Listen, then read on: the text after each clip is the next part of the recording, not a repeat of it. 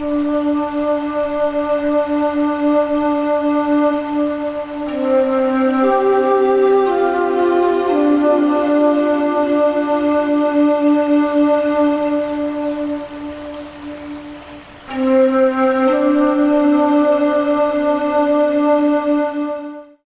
everyone. This is another Freedom to Feel conversation, and my guest today is Ken Cox.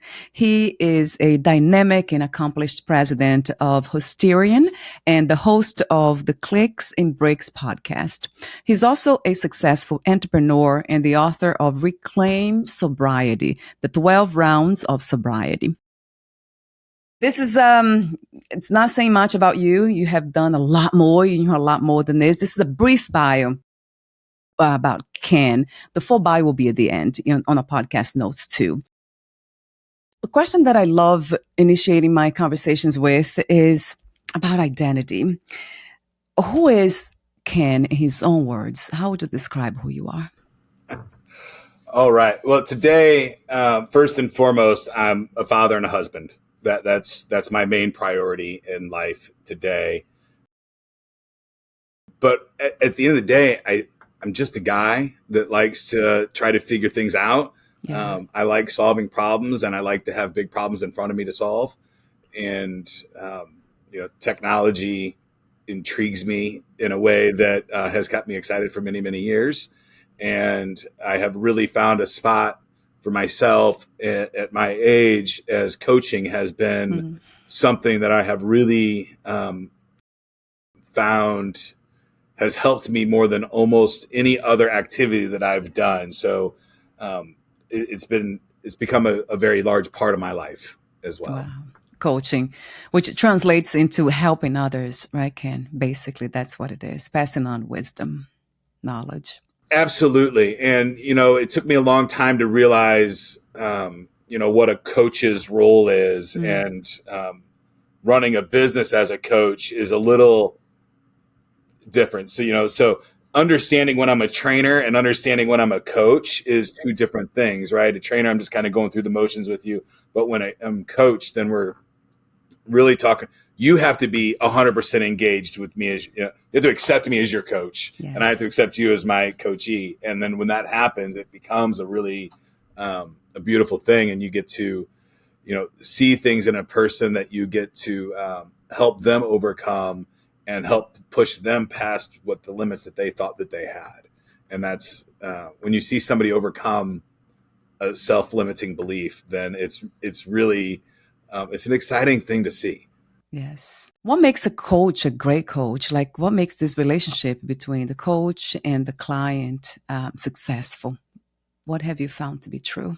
What makes a successful coach, I think, for me, it's being there when the person needs you the most, right? And then understanding where they're at and coaching from their position. It I think is really, really huge. And sometimes it's just sitting there with them and being there with them is what's needed. And then sometimes it's, getting in their ear and yelling and pushing them to get through what they're trying to get through and shaking them a little bit. So, it's fully encompassing relationship that is, it's the closest thing that I've seen to it is my marriage, it kind of relationship. And I think that's when it hits right, it's wonderful. And then you're, outside of that, then you're just training, I think. And there's a magic thing that happens between two people in that relationship that is really special. Yes. I can imagine. I think I've never done that. I was a personal trainer before, so I have an idea. But yes, I talk to a lot of people and I have relationships, lots of relationships. So I can, from a different perspective, I can imagine how important it is to see, or how amazing it is to see the other person growing. I think it seems like that's all, it's what we want in life, isn't it? It's not really a goal to reach a goal, but it's to grow. That message is just, I don't know, it's just all over me these days. It's not about a goal, but it's about growing. Yes. I like, and I don't know if I have it documented anywhere. I know that I've talked about it before because, I've done a lot of podcasts for business and about growth and that specific goals. And I don't like goals at all. I stay away from them. I like milestones a lot. Yeah. Like, hey, I'm going to get here. And then from there, I'm going to get to the next step and the next step. But over on the goal, I think goals are dangerous for a lot of humans. They set them too low and then they get to them and then they kind of go on idle. And I think complacency is one of the worst places on the planet to be. Yes. Kind of not doing what we are meant to do or not exploring our talents, our potential. I agree. So the question that comes to mind, how do we balance that idea of complacency, of not doing anything to follow our dreams and all that, and resting and being at peace? Enough, like reaching a place where we feel that's enough. And now I need some rest. So how do you see that? I think you have to find that to get the balance. Right. I know that I have, I've been a promoter of hustle culture in my life, and I've also been a promoter of balance in my life. And I think knowing where you're at, I had a conversation with a business partner of mine the other day who's much younger, right? He's a creative director, very talented creative director. And he had made a post that he's just going to grind until he's 31 and then start having a family. I think he said 32, and he's having so much fun working right now. And I reached out and I did the same thing. I hustled really hard until I was 31 and, make sure that during that time you're making your memories and you're enjoying the thing that you're doing. And if you're really enjoying it, then I think it's okay to put rest off till later in your 20s. But I fear that with that mentality, without somebody saying, hey, pump the brakes every now and then, take your time, don't utilize what the doctor's giving you for more energy and sleep. Don't utilize don't self-medicate to get there, please. But, push yourself to your limits in those younger years. And then as you get older, you're going to have to find that balance. And life has a funny way of making sure that we balance it out one way or the other. In fitness, they always talk about you could pay for it now or pay for it later. Yes. You're going to do one. So I think hopefully there's enough mentors out there that are, as we go into a new world of business, and there's going to be more solopreneurs and more small businesses. And the internet has done this really great thing of equity for the world. If anybody can create their business and go. So I think that's going to continue running. But I think the world needs mentors for the younger kids to say, hey, you're going to need to slow down a little bit. You're going to need to take time for yourself and all these things. And if you're making that decision, make that conscious decision to hustle that hard and figure out how you're going to manage that. Because you're going to have to decompress at some point. Yes. Yeah. Yes. And I love the piece of enjoyment too, Ken, that doing something that we enjoy, that's very important. It's a necessity if you're going to hustle. I think that if you're hustling really, really hard and you don't like the work, I think that's where addiction and other substances are going to really come into play, because you're going to have to find a way to get through it. And if you don't love doing it, then you're going to have to find a way to numb yourself to get through it, which is dangerous. Very dangerous, right? You just brought the topic of addiction and what causes addiction. Is that one of the causes or the main cause of addiction? Oh, I think it's one of the causes, right? We have a lot of substances that aren't physically addictive. Alcohol and opioids are physically addictive. They can kill you from the withdrawals, and it's a very, very scary place. But, I've been addicted to Xanax. I've also been addicted to aggressive behavior. I've been addicted to fighting. I've been addicted to yelling at things and people. So from my research and my understanding of addiction is that at some point in our life, we created too many dopamine receptors and we're just trying to fill them. And it's uncomfortable when you have unfilled dopamine receptors in your brain. It's not a good feeling, and that gives you a hollowness, and letting those receptors die off and go off into the sunset is challenging. Yes. It's really, really hard to do. Yes. And unfortunately, that if you're leaving the addiction world and trying to find happiness, I think the path is, there's a lot of downside on that path, but it gets you back to happiness in a real way at the end of it. Once you stop identifying as an addict and you start identifying as a sober person, and we call it in the book sober gladiator, Yeah, I love then the you're term. proud of it. And it's something you identify as that.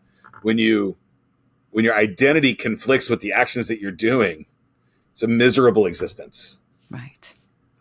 So Reclaim Sobriety, the 12 Rounds of Sobriety. Before we dive into the topics in your book, you said something that I wrote. I made a note here. You said you love solving problems.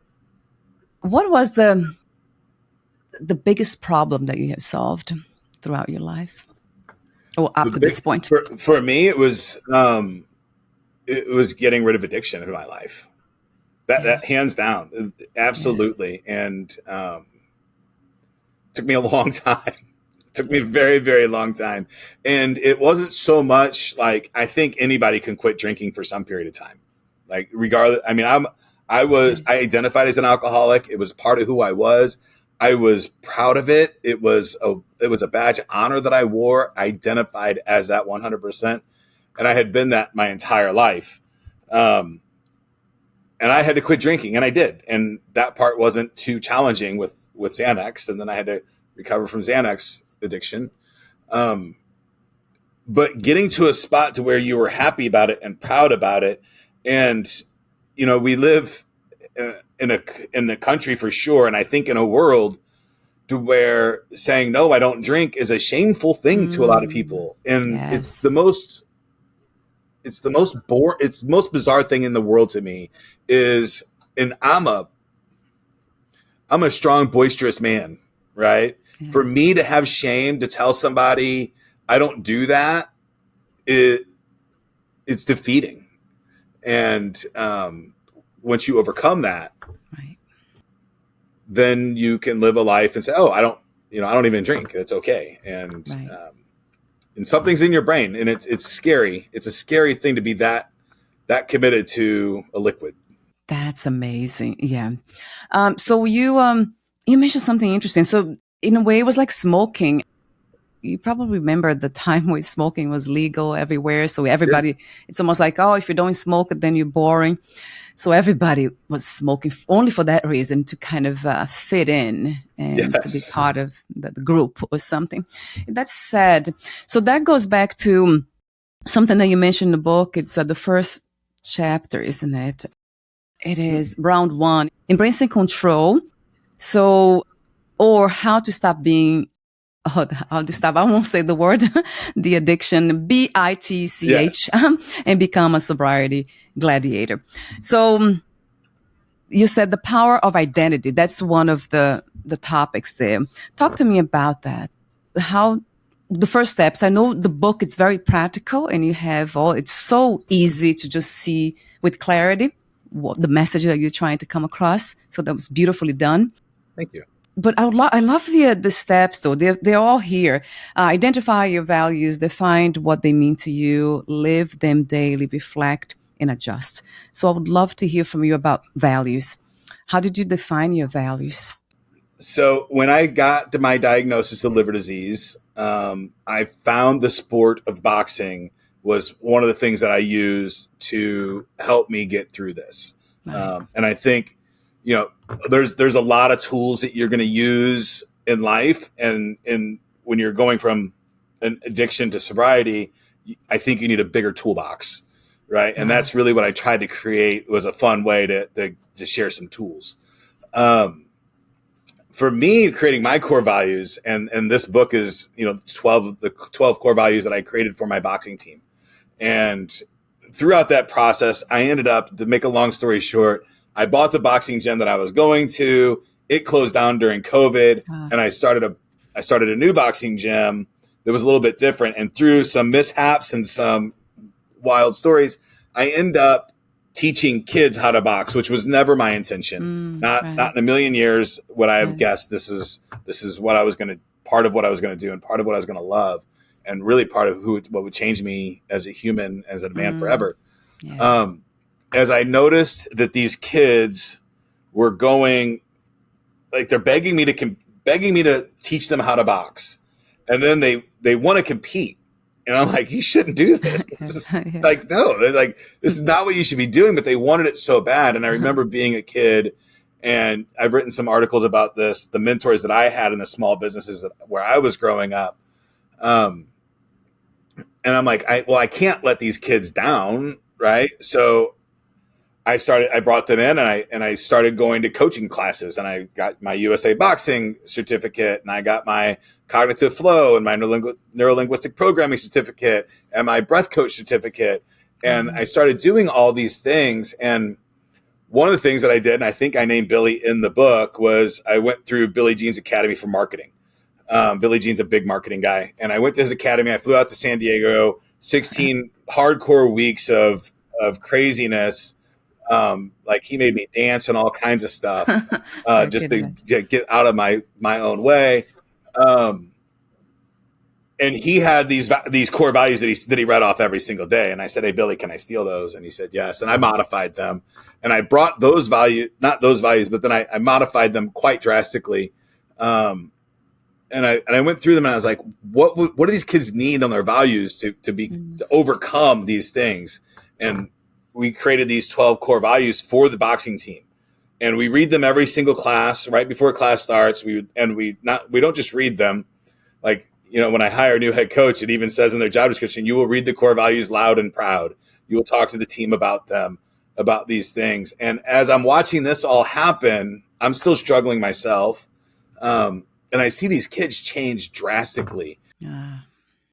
And what I learned about neurolinguistic programming, and it was like, fireworks going off in my head, because I appreciate AA. My first time in AA, I was 13. I love Smart Recovery for a lot of things that it does, but at the same time, I'm going to these two different groups, and one of them has me identifying as an alcoholic, right? Something that doesn't bother me at all. I've been identifying as an alcoholic my entire life. It was something I laughed about and joked about. It was not a big deal to me. But now I know that if you identify as an alcoholic, you will always be an alcoholic. And I think that's so sad. And then Smart Recovery, I love. I love it a lot, but it allowed me for moderation. And I tried that for a long time, and it just does not work for me. And I don't think it works for most people. And I understand why Smart Recovery does it that way. Right. But it became one of the gaps that they had. So between those two programs, those are the two gaps that I could find. And then I just found a lot of joy in recovery dharma, and the spirituality of it and all of those things. So, this is tools from all of those things, and it fills the gaps that I had in my own recovery. Right. And I look at recovery as getting too sober and being happy and healthy in sobriety, not struggling. And I mean, if anybody's here ever been to an Al-Anon group or any of those things and talked to addicts, those first year after addiction, you have panic attacks when you go to the grocery store, when you walk into the liquor aisle, right? I mean, these are full blown, all out panic attacks, because you've got massive trauma from almost dying going through withdrawal. Those, however many times you go through withdrawal, that's some very significant trauma.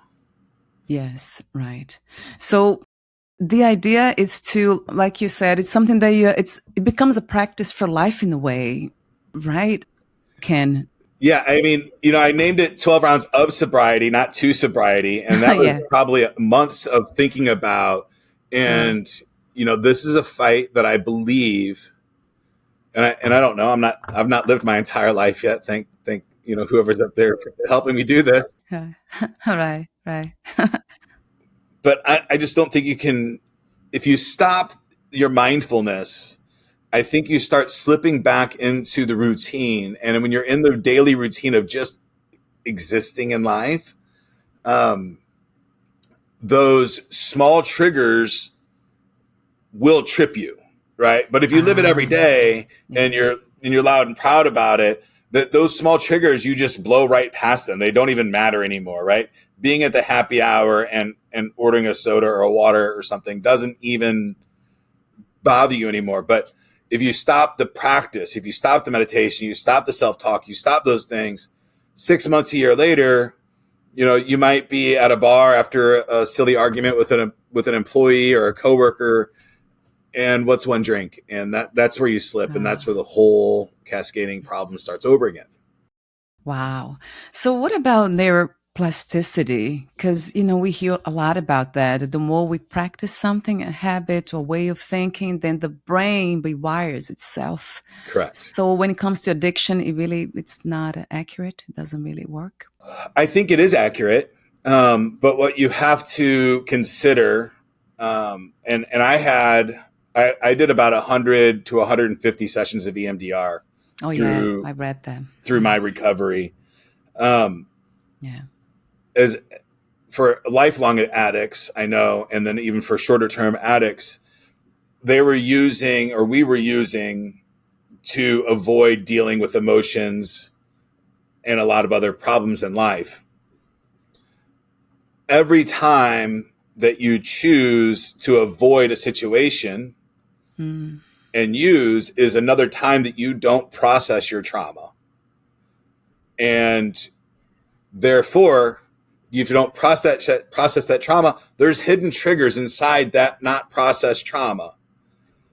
So absolutely, neuroplasticity is there and it will rewire itself. But what you don't know is buried deep in your subconscious of what the next trigger it might be. And it might be years or decades before that trigger hits, right? And it could be a smell. It could be the wildest stuff that just puts you into a panic attack. So I think daily practice, and I'm not talking about a 5-hour daily practice, but using a couple of the tools, some healthy self-talk, some sharing with friends and coworkers in your community. I think, doing something small every day to make sure that you're a healthy, happy person is really, really important. Yes. Yeah. Thank you for saying that. It's very clear to me. One of the chapters that really caught my attention, I have to say, is round 11, spirituality, because that's, for me, it is my, that's what I really, it's my ground in a way. So knowing that this here, which I call body, mind, or person, it's connected to everything else. So everything's interconnected. I know there's the universal intelligence, so God, whatever you call it, it's right here. So that's the knowledge that for somehow I have. So that helps a lot. And I read that you also had a glimpse into that. And of course, most of us have glimpses, right? And it takes a practice again to that kind of practice to just live it. So talk to me about that experience. You called the unexplainable experience. And then pantheism, which is very close to Vedanta, which is one of my, that's the spiritual philosophy that I follow. So I was born homeless. I was born with a hernia and we didn't have medical insurance or anything like that. So for the first 6 or 8 months of my life, I had a hernia. I was sick. I had colic, and my mom worked at a bar, and we lived in the bar. And I don't think this is in the book. I know that one of the practices that they tell me about later is that they would put me in the crib, and when I was awake, they'd play the radio really loud next to my crib so that I would be used to that noise and I'd be able to sleep through it. And I understand, and I don't hold any harm to anybody for not knowing things in 1975 about psychology and how that hurts, especially a 20-year-old woman that's going through her own stuff and was homeless and abused. But that did happen to me. So, and then my psychiatrist today says that what that did was it gave me an ability to deal with really challenging things for really long periods of time, right? And I've got a really high tolerance for pain and suffrage, which is not good, but it is what it is. So what that did for me is for my whole life, I went into this thing, and I think I call it bulk inside my book, is I had this ability to disassociate my body from my mind And I would travel to this place that I always called the bulk, which was just, if you could picture it, just me laying there as far out as you possibly could into the darkness, but I could still see me. If you can explain that or not, I don't know. So this gets really, really bizarre. I can recall a time when I was between 7 and 8 years old, and it was around a time that I had just had some very significant violent issues, and outbursts and things like that. And I was drinking at this time. I was drinking at 7, 8 years old. And when I say drinking, probably not a whole lot, but I was drinking every day. I was 1 or 2, 3 beers a day. Even, some vodka and orange juice and stuff like that, vodka and Kool-Aid back then. So I'm in my bed, I'm sleeping, and I'm looking out, and I've told my wife this story for years, right? I'm like, there was this night, and it changed my life for a long time. I never knew what it was, but and I was in therapy at the time. My psychiatrist had told me this. I had started writing at the age of 7 too, also. Wow. Yeah. And this light was this very profound light, and I can recall my stepfather and my stepbrother in the kitchen kind of talking. It seemed like way in the distance, but I was just infatuated with this light. And it's the day that I think I stopped being a victim to life, and led me on a rebellious path for a while. Oh, sure. Yeah. But I was like, no, this is, I can control this life, and I can move forward. And then through EMDR and other stuff, and I don't know how to explain the brain by any stretch of the imagination. I had a very similar experience in my 40s. And, if you can believe in time travel, I believe that's what I did. And I believe I was able to go back to myself as a child and let me know that it will be okay. And if you follow me at all, you hear that phrase a lot. It will be okay. Yes. It will be okay. And I don't know that I could. And as soon as that happened, I'm getting a little emotional now just thinking about it. It was like this thing that a bunch of my life just unraveled for me all in that moment. And I've been living my life knowing that everything would be okay, but not really knowing what to do with my life or how to handle it or what to manage it was just a very living by the seat of my pants kind of life for a very, very long time. Right. Wow. What's not to love about that? So Vedanta, it's very similar to pantheism. So how did you come across pantheism? Because that's very similar to the philosophy I follow. So when I opened the boxing school and I started getting these kids in, I admittedly am not a very cultured man, right? I live in St. Louis, Missouri. So like there's white people and black people. That's it, right? that's really all I've ever known. And then these, my gym's next really close to a mosque. I started getting these Muslim boys and girls coming in, and we were talking, and like, wow, I don't know much about Muslims. I do now, but then I didn't very much at all. I had the knowledge I had was taught to me by a racist school 30 years ago. Yeah. Right? That's really all I had. And, I met these kids and their dedication to religion. And I've always been a seeker of religion. And I'm a Freemason. I'm a Shriner. I've always had a concept of a higher power, energy, spirituality. I really love Native Americans' thought process behind things.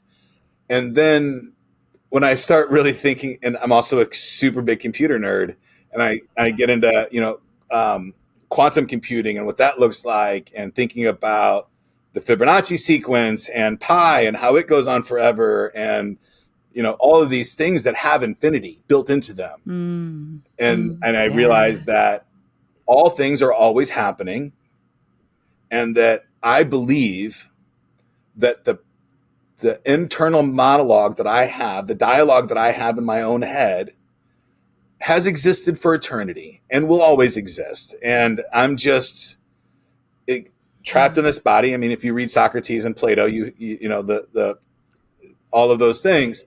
My soul is trapped in this body, and that was a gift. I don't know who gave it to me. My mother did, my father for sure. But in reality, I don't know if I was trapped here or put here or sucked here or chose to be here. But I'm living this life, and this life is a gift, regardless of how much pain. And I don't know why people have to go through pain to realize this. But I think the more pain you've gone through, and if you can come out the other side, the more you appreciate it. And just the simple things in life, the sun on your face, the air, the birds, all of those things. And when you realize that it's taken billions of years to get to right here, and you start appreciating that in a different way. And if all things are always happening, then every person's religion is true to them. Right. And they're creating their own existence right now. And, you know, will it be for eternity? I don't know. But I do believe that your beliefs here on earth in this body, when you pass, that belief structure will be with your soul for some period of time. And it might seem like eternity if you're on this planet. But when you're outside of this planet, I think the time doesn't exist for you. Yeah, that's very similar to the ideas that Vedanta has, right? That we don't have evidence. I guess we have enough evidence for the past lives and reincarnation, right? But the focus is not that. It's about they focus a lot on the divine, like the sacredness of everything. So God is everywhere. It's basically everything is God. You are God. Everything is God. So that's what pantheism says too. So basically, they're very in alignment. Yeah, I think the pantheism just accepts all religions as true. Yes. And it can be. And it's true to that person and that soul and that set of spirits, or, you know, and that's okay, because there's room. There's so much room for all of it. It's the infinite, isn't it? Yes. Ken is the infinite, right? And also the storytelling. So it's stories, isn't it? The brain is wired to tell stories, to interpret reality and try to make sense of it. So yes, in the end, too, Vedanta says that it's really, everything has been a story, like a dream, So it's kind of interesting to see that we all kind of, we take it too seriously, this whole thing called life, but it's really, in the end, it was just a story. So how well we want to tell the story, how well can we write the story, how well can we live the story? And maybe that's the question, right? Yeah, I think, and this is something that I'm working on now, and it's not, I might touch on it in the book, but understanding that inside this form, that I cannot predict what my next thought is going to be, but I can choose what the next thought's going to be. And if you can loop that into enough times, then you can reprogram your brain. And just allowing, it's super fun to just sit back and let your brain go and explore and do all those things. That's one way of thinking. I think most people aren't doing that, though. They're not letting their brain is just get through the day. Yes. But if you can proactively wake up in the morning and have some way to trigger yourself that this is the way I'm going to think today, right? This is how I'm going to show up today, and make those decisions early and quickly and definitively. Yes. Then I think you can really change a lot of things. And if you wake up every morning and you have a negative mindset or a victim mindset, regardless of what it is, and I'm not taking victims, anything away from victims. I'm just saying that you're choosing your mindset after that point. Like, I can choose to stay in victimhood, or I can choose to overcome it and move forward. And, that's not forgetting about it. It's not forgiving people. Yeah. It's understanding that you are the most important thing for yourself. Mm-hmm. And only you can pull yourself out of that. And, once you learn that skill, then you can live life without the armor of alcohol, the snappy attitude, the extra makeup, or the fancier car. Right. How do you define addiction anyway, Ken? What is, as of today? I think there's two different kinds of addiction. There's physical addiction, Yeah. I believe alcohol and opioids are the only two that have a fatal physical addiction. And then there's the mental addiction, just it won't kill you if you come off of it, but it's still really, really, quitting cigarettes was really hard. Like, even if you want to do it, right, you really, really want to quit, but this chemical in your body wants it so bad. There's a guy that I go to group with, and I think he's probably passed away by now, because I'm not seeing him in about a year. But I've always called him just Fentanyl Joe, and he just says, I just love it so much. I love it more than anything else on the whole planet. So, and that's the kind of shit you're dealing with. Like, I mean, you're dealing with a brain that would rather let their body die than not have this substance. That's amazing. And it's super powerful. Wow. It so overrides even like basic instincts, right, of survival. Yeah. I think it's the fight or flight response, and now you have the fawn and freeze response has been added to that all in the psychology world.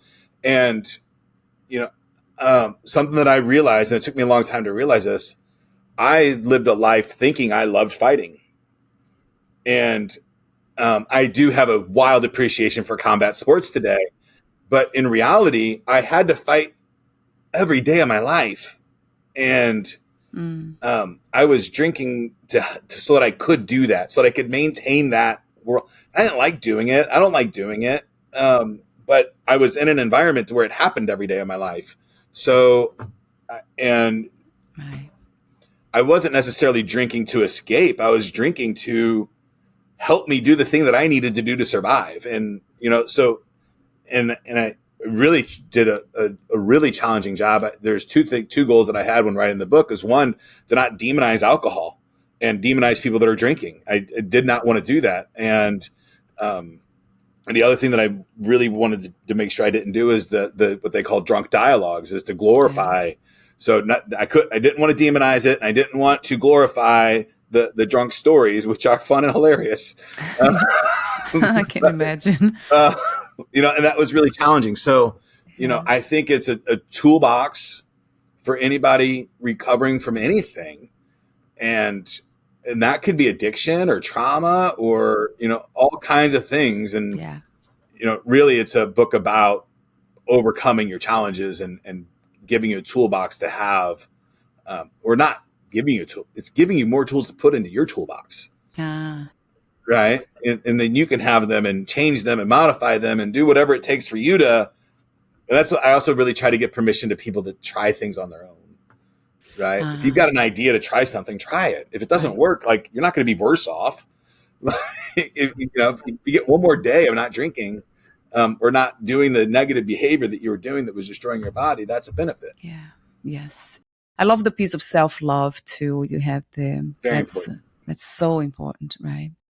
And then I love the round 2. You got the key to happiness. That was an interesting, very insightful part of it too.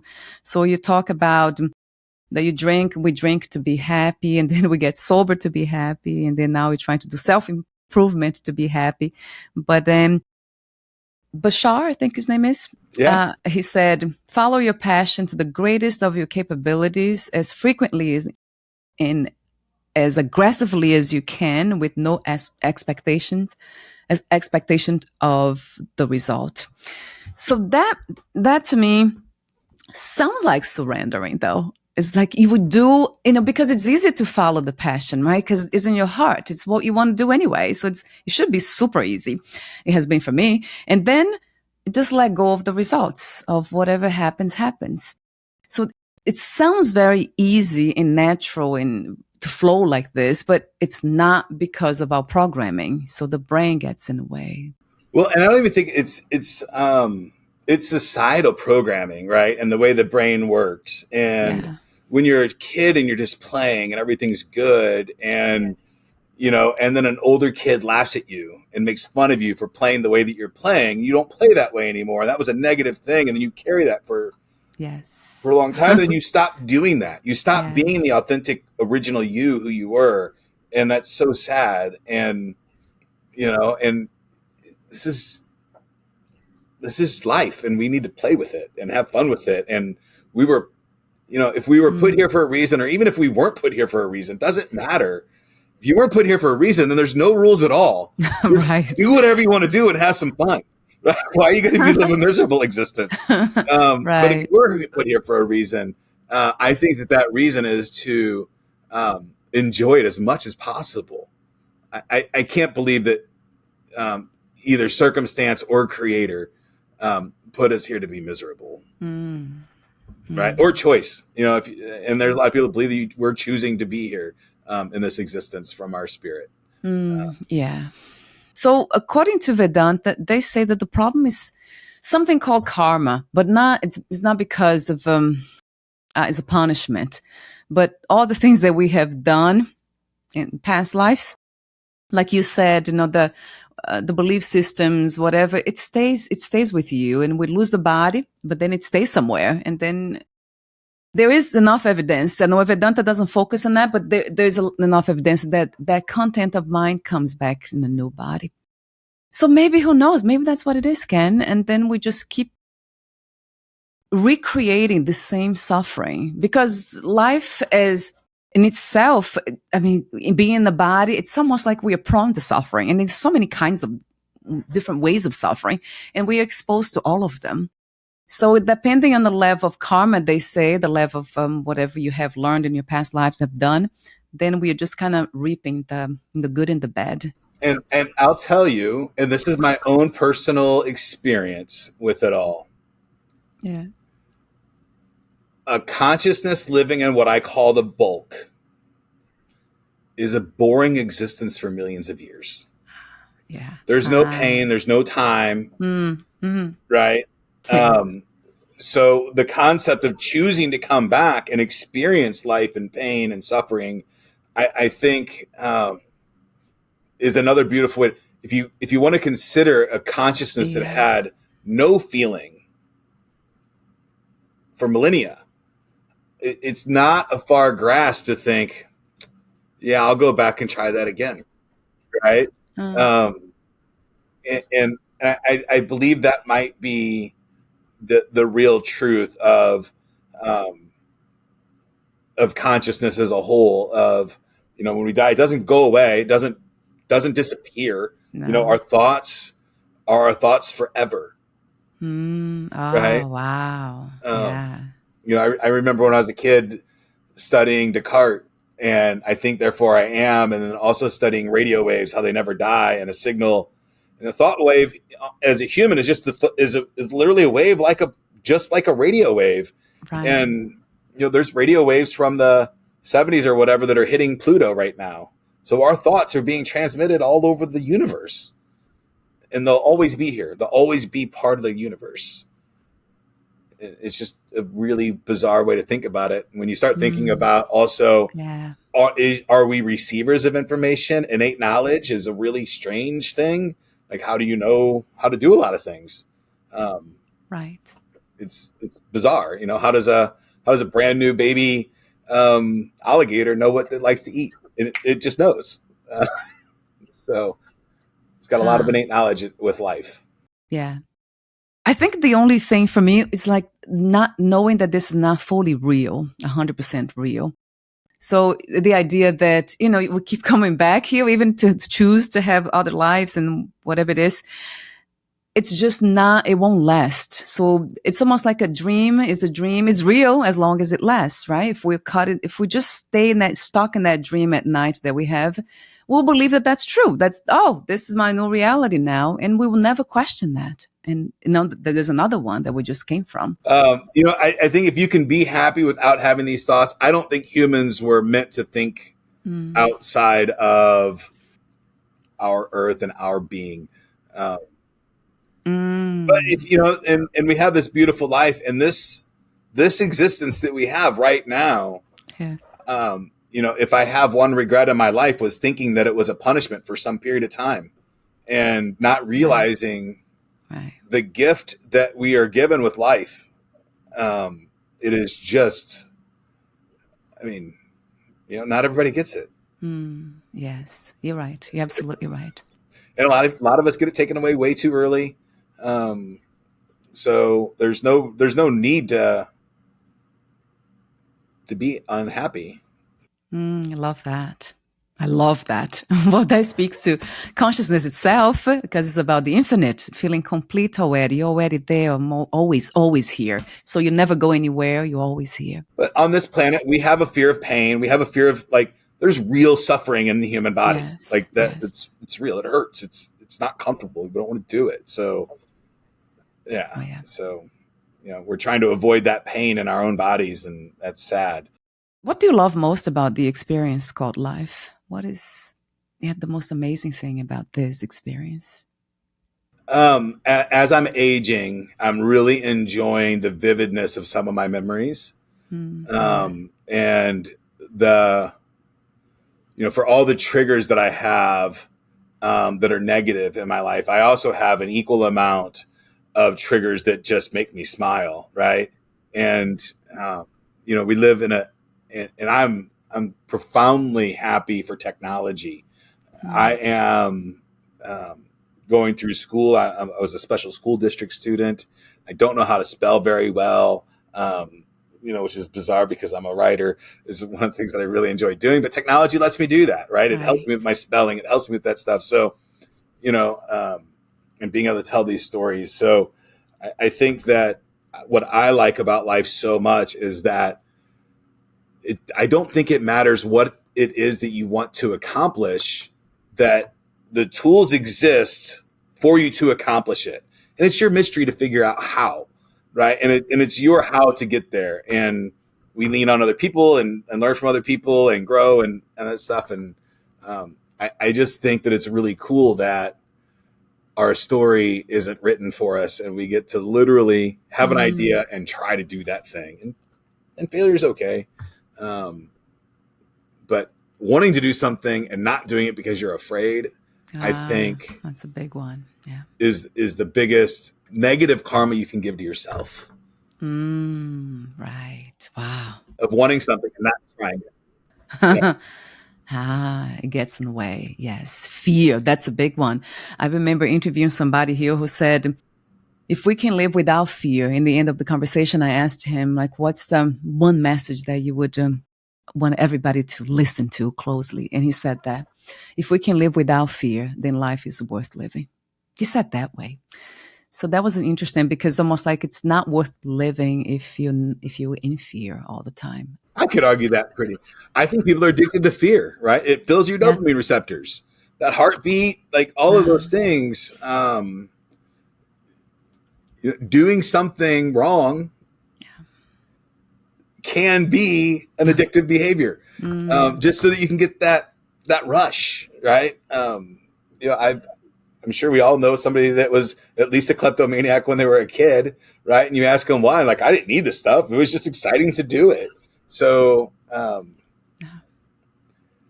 I think fear is an important thing for humans to have. It shouldn't be your Yes, I limiting agree. factor, though. It should not be limiting, but it's part of the human experience, right, Ken? With I something think that you we need can't it. avoid it. I think we need it. There's still I would love a utopian world. And I think that we are in a time in existence that could happen, right? The technology that we have today, unfortunately, I think the human greed is going to get in the way, and it's going to be a lot of negative before the positive, before we can get there. But utopia is something that is possible today. We could build enough robots to farm for us for the rest of our lives Wow. and feed us and all that stuff, but we're choosing not to do it. So fear is a weird thing. It is, yeah. And we have so much abundance and we let people suffer. It's just weird. I don't get it. Yeah, it doesn't make sense. I agree.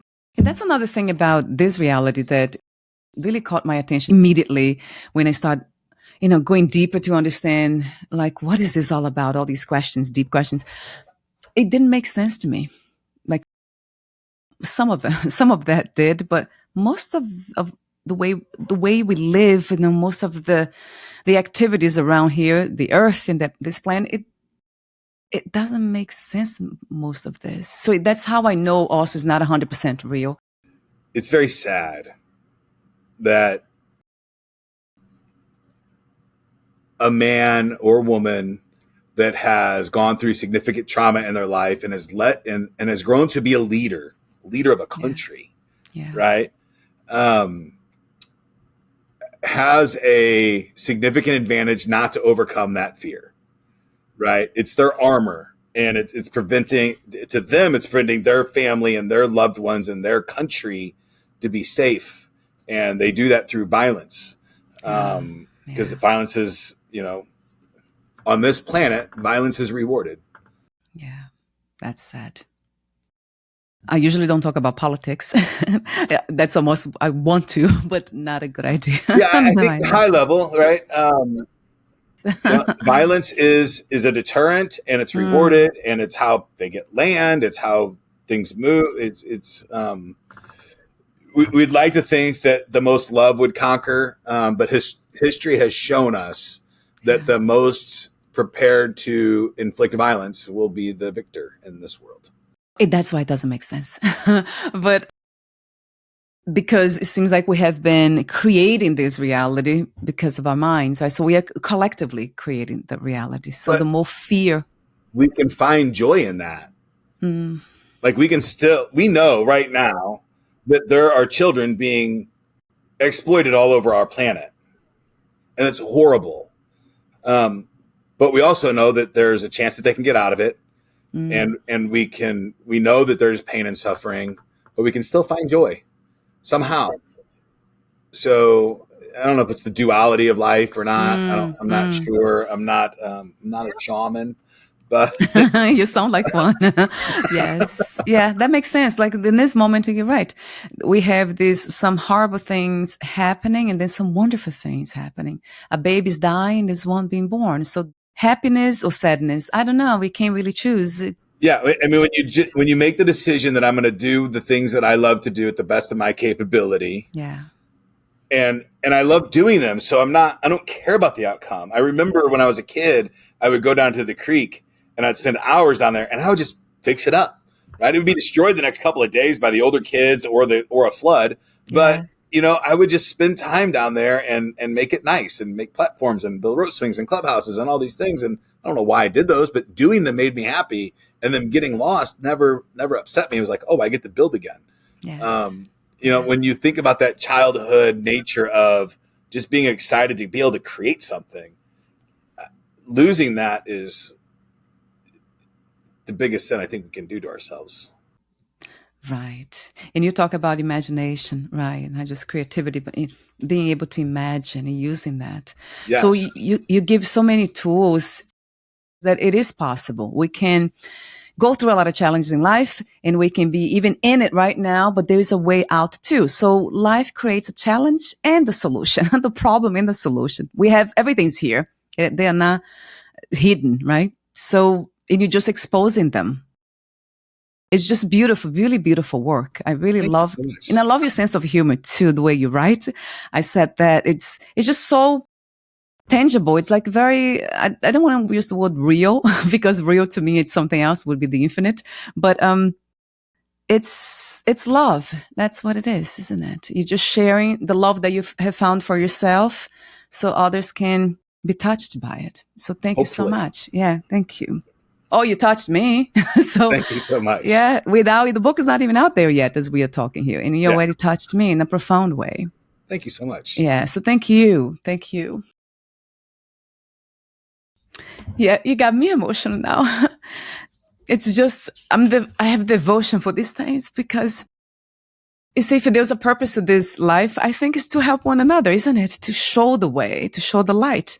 And that's what you're doing. It is a wonderful, feeling to know that if you can just help one person, and then see them change. It is. I lived a lot of shitty days, a lot of them, and I can find literally happy joyness in this life. I was Was I suicidal for something? Absolutely. For when I was a young kid, I would beg God to take me away. Yeah. After that, I was living a life of high danger. I never thought I was going to zero. There were zero plans to live past 30. Zero. Wow. Right. Yeah. And then I met my wife and had my kids. And then that was still, I didn't have a concept of living any longer. It was just like, oh, I'm going to do this until I die. And that's okay. And, but I was just doing that until I died. That was my mindset. And that is so sad. We have this thing that is life. Go do it. Figure out a way, right? And if you've got to, Uber for 3 hours to spend 3 hours on the thing that you love, then do that. And we're super fortunate to live. If you live in America, even our homeless are fed pretty well. If you want to eat in America, you can eat. So there's nothing stopping you from trying to do the thing that you want to do. Try it. It'll be fun. And listening to you, everything that you've been through, it's just what comes to me is you're meant to be here because life is very supportive of itself. So it kind of supported you throughout the challenges. So you would be here in this moment. So you are passing on a message that's very powerful and you affected me profoundly before we met. Thank you so much. And thank you for helping me share it. And that's why I do this too. Because I want this message out there. Oh my God, if it touched me, I can't help it. I want millions of people to be be touched by it too. Easier said than done, the marketing thing. Okay, we are getting there with the marketing, getting the millions of views and clicks and all that. That's another conversation as you know, Ken. So, but thank you so much again for being you, for for listening to life. Thank you. So before we say goodbye, I want to mention again, the books. So this is one of the books that you have written, Reclaim Sobriety, the 12 Rounds of Sobriety, but you have written 2 other books. I have written 2 other books. One of them is serious and one of them is just a straight up comedy. So that's good to know too. I wanted to mention that because I know you've written 3 books. And then you're the podcast host of Clicks and Bricks. So you have a dedicated website for that too. So clicksandbricks.tv and kencox.com. So I'll have them on the podcast notes, clickable. Thank you so much. Thank you. And so before we go, I have a question for you, the ending question. What is your idea of freedom? What is to be free? I don't know. I've not spent a whole lot of time on the concept of freedom. Yeah. What's in my head right now and has been on my mind very much frequently is the concept of safe passage. Mm. And I think in life, if you can just get safe passage, that's all we really want, is to go from the beginning to the end without people telling us that our ideas are dumb or stupid or, inflicting more negativity into our life than just comes naturally. I think that's all a human really needs on this planet is just safe passage. And, I think that the world would be much better off with guardianship or stewardship than authoritative nature. I hope that our world gets there at some point. So just freedom to me is the ability to frolic through life, trying to do things without creating any harm to anybody or anything else. And that would be freedom to me. And I hope I answered that question. You did in a beautiful way, and very clear to me. Yes, 1,000,000,000 times to that vision. Yeah. So the book comes out on November 19th. We're not exactly sure when this episode is going to come out, but if it comes out before November 23rd, which we think it will, the book's free to the public on Amazon Kindle e-publishing until November 23rd. I ask if you have anybody in your family, friends, anybody that would, that you think this would help, or like Valerie said, it's not just for addiction. If you're struggling with anything in life, you need more tools. I think it can help a lot of people. I just needed to tell this story from my perspective and the tools that I had to develop for myself. So Amazon is where you can find the book. You can also find it at reclaimsobriety.com. We'll link you to the Amazon store. And I think I told you the anecdote that after I let my wife and daughter read the book, I had asked them the question. I asked them each the question, like, would you have bought this for me when I was going through a very specific part of recovery, which is called PAWS, post-acute withdrawal syndrome, which is really where I think like the holy grail of help is if you're in PAWS, this book is your savior. I really believe that 100%. And my wife said, no, I would not have bought it for you because it would have started a fight. Yes. But my daughter said, I absolutely would have bought it for you and I would have made you read it. So I think that's an important thought. And if you have a friend or family member that's going through this, buy it for him anonymously and send it to him in the mail and see, because I have friends and family member. My wife will tell me today, she goes, I tried to help you and I was there for the whole thing. And I'm like, you were, but in my mind, you were complacent in the whole thing. Right. So if you have the opportunity to help somebody see where they're at in life and maybe give them a tool or, an inch toward the right direction. And they got to find their own right direction at the end. But then it can be profoundly good. And it'll be out in well enough time for Christmas this year. So, start that practice early. Yes. Thank you so much. I'll have those links here and we'll do whatever it takes to get this book out there before November 19th. Thank you so much again, Ken, for your presence. Thank you. And we'll talk soon. Bye for now.